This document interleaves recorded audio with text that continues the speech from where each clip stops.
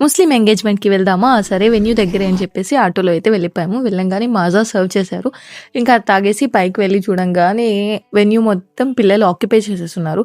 ఎంతైనా పిల్లలు ఉంటేనే సందడి వేరు అనుకోని ఇంకా డెకరేషన్ అయితే చాలా బాగా చేసున్నారు. లైక్ రోజ్ ఫ్లవర్స్‌తో చేసున్నారు. ఇంకా లంచ్ సర్వ్ చేస్తున్నారని చెప్తే కిందకొచ్చేసాము. రాంగానే ఇంకా ఒక్కొక్క ఐటెమ్ అయితే సర్వ్ చేశారు. నాకు పర్సనల్‌గా ఇక్కడ ఈ చికెన్ కర్రీ అయితే చాలా బాగా నచ్చింది. సూపర్ ఉంది అసలు టేస్ట్ అయితే సూపర్ సూపర్. ఇంకా అంతే ప్రతి ఫంక్షన్‌లో మటన్ బిర్యానీ అన్నా, చికెన్ బిర్యానీ అన్నా ఏదో ఒక బిర్యానీ ఉండాలి. అది ఉంటేనే ఫంక్షన్ కంప్లీట్ అన్నట్టు. ఇంకా తినేసి పైకి వెళ్ళాము. ఫంక్షన్ అయితే స్టార్ట్ అయిపోయింది. ఇక్కడ పెళ్లి కూతురు కోసం పెళ్ళికొడుకు వాళ్ళు కొన్ని గిఫ్ట్స్ అయితే తెచ్చారు. ఇంకా అన్నీ బాగున్నాయి. ఇందులో మేకప్ కిట్ కూడా ఉంది. ఎంతైనా మనకు లేడీస్‌కి ముఖ్యం కదా! అనుకోని ఇవొచ్చేసి పెళ్లి కొడుకు కోసం పెళ్లి కూతురు వాళ్ళు గిఫ్ట్స్ లాగా పెట్టారు.